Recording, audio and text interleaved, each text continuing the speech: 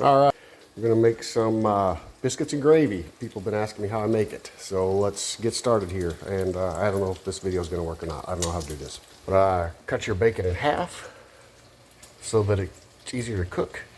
I use that kind of southern style, home style, either Jimmy Dean regular or hot. I've got an onion in here that I'm browning. It's a whole onion. I've pretty much just made slush out of it so the kiddies don't know that there's onions in their gravy. And I'm cooking some bacon. We will use the bacon grease and eat the bacon. You can tell when the bacon is done because every home has a built-in bacon finished meter. Bacon's cooking. So I got some brown on these onions and I'm gonna add the whole package of Jimmy Dean. The old sausage is browning up pretty good. Second half of the bacon is in.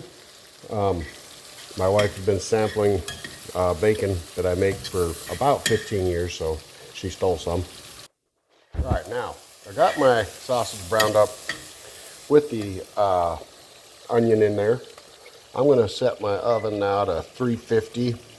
Don't pay any attention to the directions on the dang thing. I don't even know what it says. But we're gonna stick those. This is a kersplosion when you open these. My wife screams every time.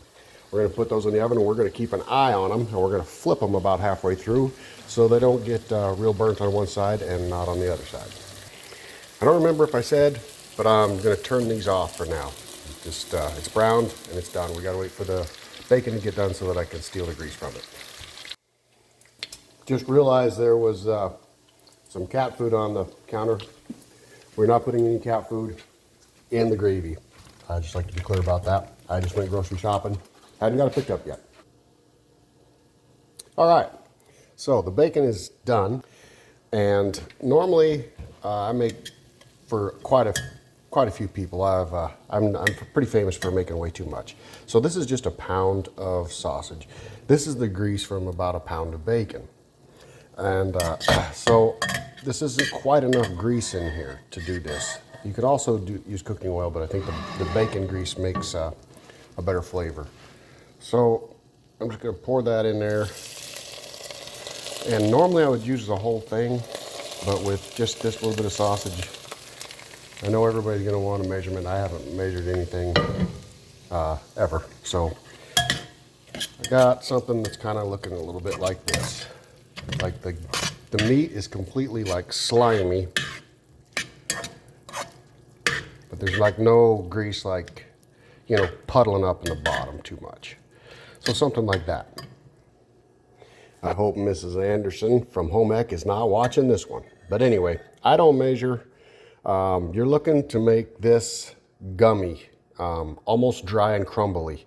And of course, it depends on how much bacon grease you put in there and how much sausage you put in there to make that happen. So I usually start with a couple of these and then I get mixing it up here. Like I said, normally I make a lot more than this. Once I get all that flour and there's no like visible grease on the sausage, it's all soaked up with flour. So just a skosh more maybe. Yeah, I'm gonna just a skosh more. Now of course you can't add too much flour, I suppose, but you're gonna have to have a lot more milk and that's gonna make a lot more gravy. And it's gonna get thick really fast. So here I go. So now I'm gonna turn this back on and I'm gonna turn on medium. And then traditionally my wife will say, you need to turn that down, it's too high. But she's not here right now, so we're gonna try to handle this on our own. Okay, so you can see what we got there. It looks crumbly like that. I like that. Just figured out a really cool thing. I ran to the grocery store this morning and I bought milk and cream, but it did not make it home. So must be on the counter where I was talking to the girl about plastic and paper bags. Anyway, I have added half and half and some milk in here to blah, blah, blah, whatever. You can always add it. It's harder to take it out. But that's about what we're looking for right there. And this will get thick. And as it gets thick, I keep adding milk. I used, normally you can use half and half. I used whole heavy whipping cream because that's what I had in the fridge just now, but then I added milk, so basically it's half and half. So if you don't have this in your kitchen, just turn this video off. We got nothing to talk about. But this is an essential ingredient. And remember, there's a lot of stuff in there, so don't be afraid to put some in there. And now I'm gonna add some pepper and just a little bit of salt. And that's basically it. Once I started putting the whole onion in there, that was about all the spice I needed. Okay, got some black pepper, some salt, and some seasoned salt in there. And as you can tell, it's nice and runny right now. I bet I'm gonna have to go to the store before this is all said and done and get some more milk. But scrape the bottom and continually stir this, because it will stick to the bottom, it'll burn, and it'll taste like hammered dog crap. So while that's going, I'm gonna put the biscuits in.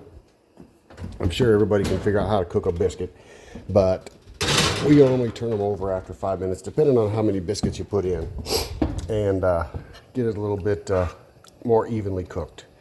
Alexa, set timer for 5 minutes. Now I got all those burnt onions scraped off the bottom. And like I said, you might think it looks real runny, but as soon as it starts heating up, it'll get thick. And I got a feeling this is gonna get really thick. So you add milk, basically to your liking. Once it starts thickening up, just add milk a little bit at a time, because it's like we said when we used to add water to concrete, you can add it, but you can't take it back out. So if it starts getting thick, put a little splash in there at a time, turn your heat down, and basically when it's the thickness you like, you are done. Now this gravy is spoken of in hushed and reverent tones from New York to Texas. So I appreciate if you make it well.